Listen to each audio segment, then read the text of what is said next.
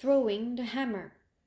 The nice thing about Matilda was that if you had met her casually and talked to her, you would have thought she was a perfect normal 5.5-year-old child. She displayed almost no outward signs of her brilliance, and she never showed off. This is a very sensible and quiet little girl, you would have said to yourself. And unless for some reason you have started a discussion with her about literature or mathematics, you would never have known the extent of her brain power. It was therefore easy for Matilda to make friends with other children.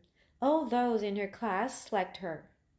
They knew, of course, that she was clever because they had heard her being questioned by Miss Honey on the first day of term, and they knew also that she was allowed to sit quietly with a book during lessons and not pay attention to the teacher.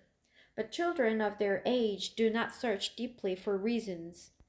They are far too wrapped up in their own small struggles to worry overmuch about what others are doing and why. Among Matilda's newfound friends was the girl called Lavenda. Right from the first day of term, the two of them started wandering round together during the morning break and in the lunch hour.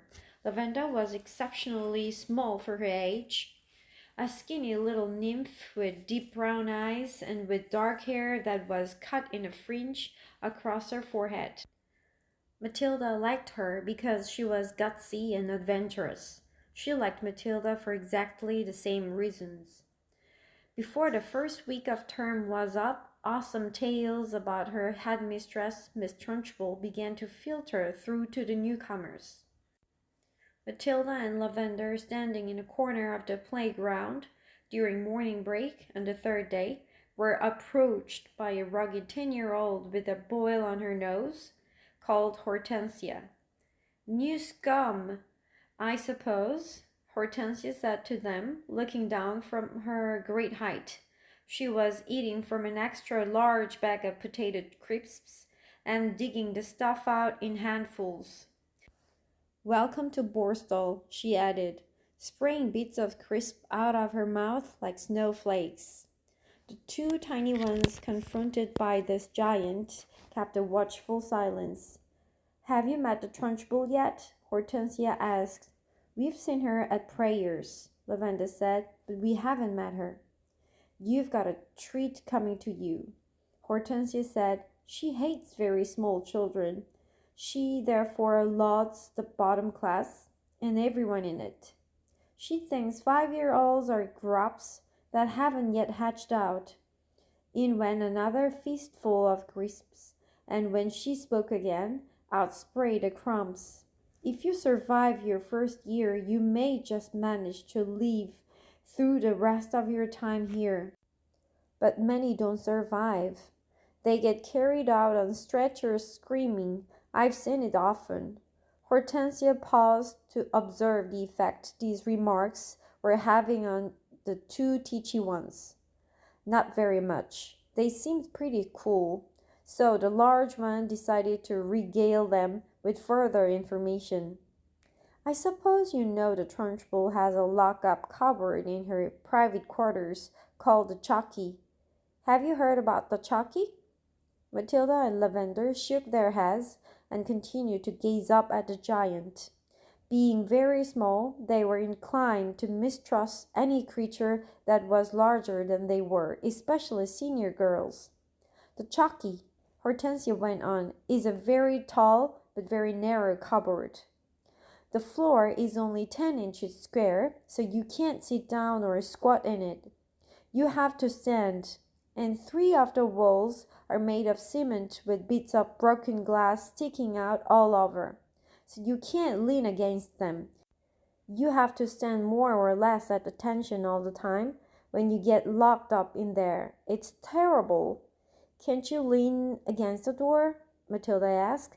"Don't be daft," Hortensia said. "The door has got thousands of sharp, spiky nails sticking out of it. They've been hammered through from the outside, probably by the Trunchbull herself." "Have you ever been in there?" Lavender asked. "My first term I was in there 6 times. Hortensia said. Twice for a whole day, and the other times for 2 hours each. But 2 hours is quite bad enough. It's pitch dark, and you have to stand up dead straight, and if you wobble at all, you get spiked either by the glass on the walls or the nails on the door. Why were you put in? Matilda asked.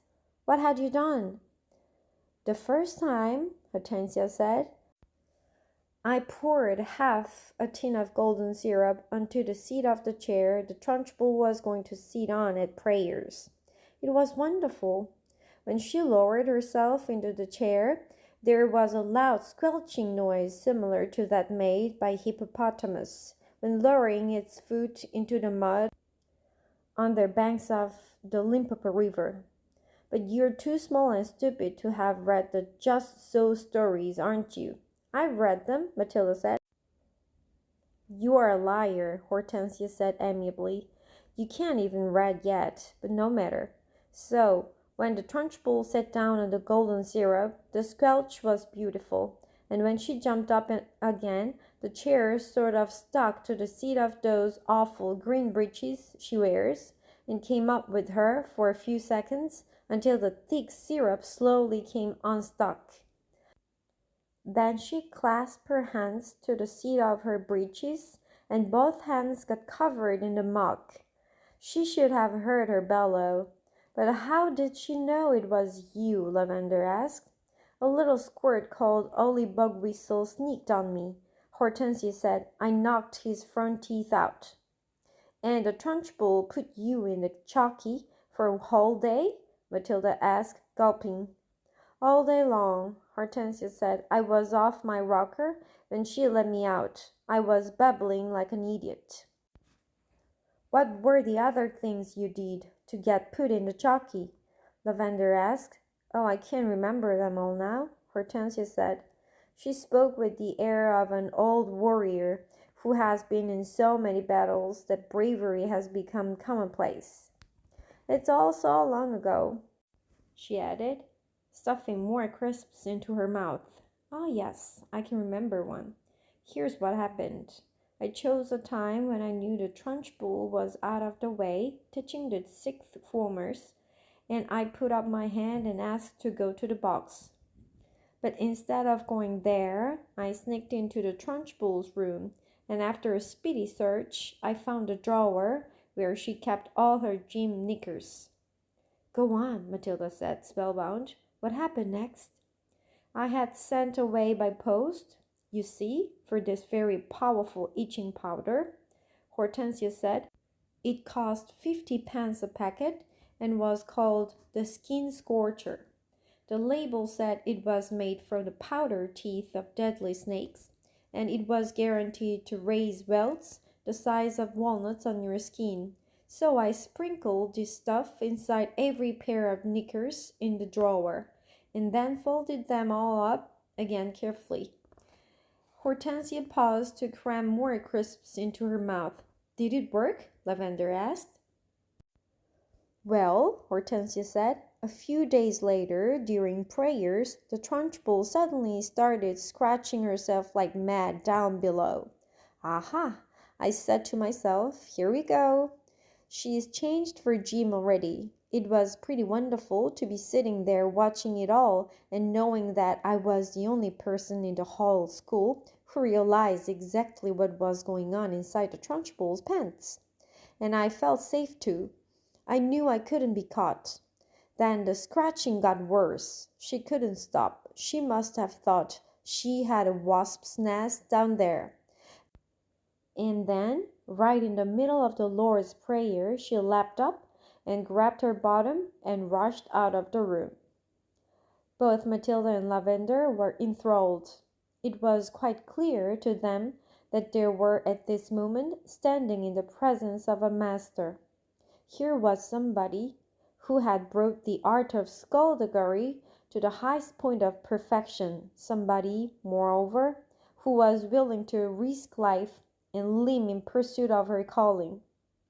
They gazed in wonder at this goddess, and suddenly even the boil on her nose was no longer unblemished but a badge of courage. But how did she catch you that time? Lavender asked, breathless with wonder. She didn't, Hortensia said, but I got a day in the chowkey just the same. Why? They both asked. The Trunchbull, Hortensia said, has a nasty habit of guessing. When she doesn't know who the culprit is, she makes a guess at it, and the trouble is she's often right. I was the prime suspect this time because of the golden syrup job, and although I knew she didn't have any proof, nothing I said made any difference. I kept shouting, "How could I have done it, Miss Trunchbull? I didn't even know you kept any spare knickers at school. I don't even know what itching powder is. I've never heard of it." But the lying didn't help me in spite of the great performance I put on. The Trunchbull simply grabbed me by one ear and rushed me to the chowkey at the double, and threw me inside and locked the door. That was my second all-day stretch. It was absolutely torture. I was spiked and cut all over when I came out. It's like a whir, Matilda said, overawed. You are darn right, it's like a whir, Hortensia cried. And the casualties are terrific. We are the Crusaders, the gallant army fighting for our lives, with hardly any weapons at all, and the Trunchbull is the Prince of Darkness, the foul serpent, the fiery dragon with all the weapons at her command. It's a tough life. We all try to support each other. You can rely on us, Lavender said, making her height of 3 feet 2 inches stretch as tall as possible. No, I can't, Hortensia said. You're only shrimps, but you never know. We may find a use for you one day in some undercover job. Tell us just a little bit more about what she does, Matilda said. Please do. I mustn't frighten you before you've been here a week, Hortensia said. You won't, Lavender said. We may be small, but we're quite tough. Listen to this then, Hortensia said.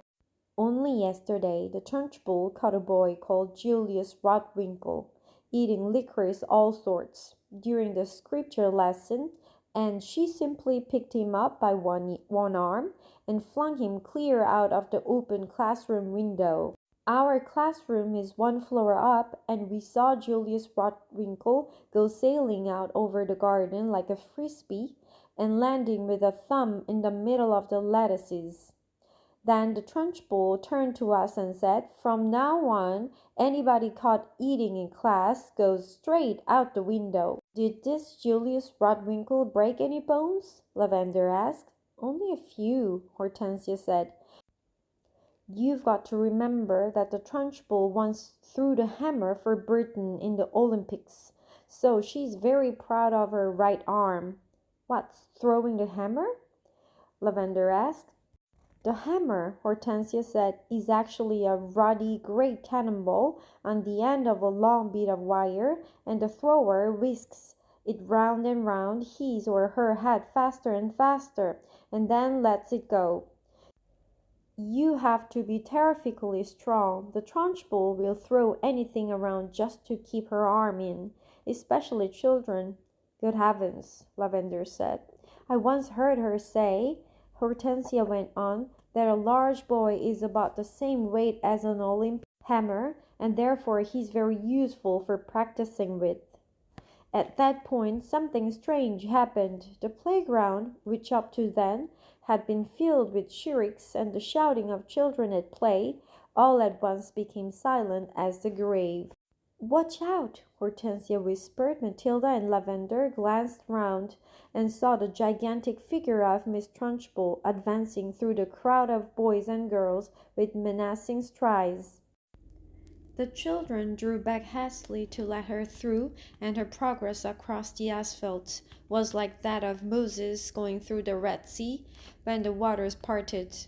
A formidable figure she was, too, in her belted smock and green breeches.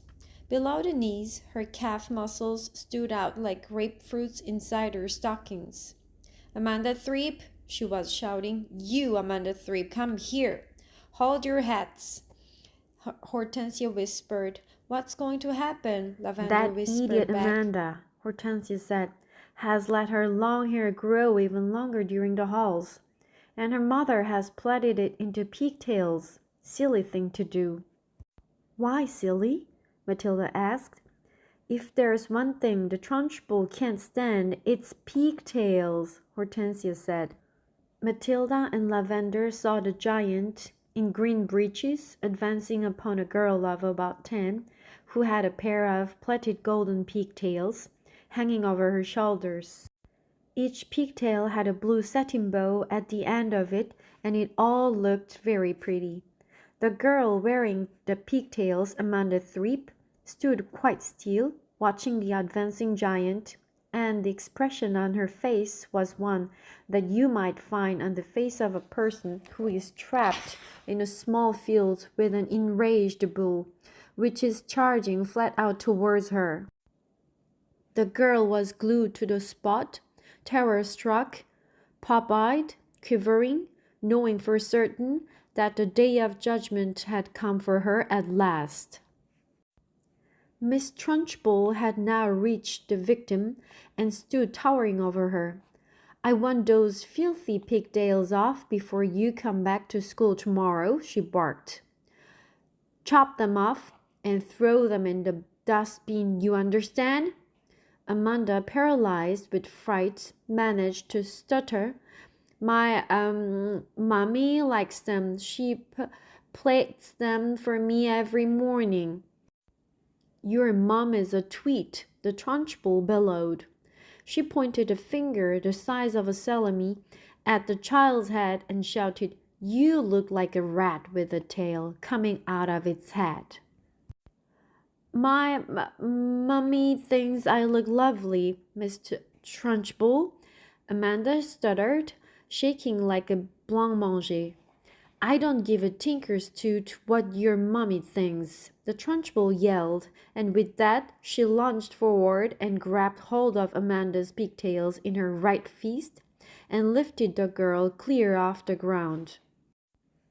Then she started swinging her round and round her head, faster and faster, and Amanda was screaming blue murder, and the Trunchbull was yelling, I'll give you pigtails, you little rat.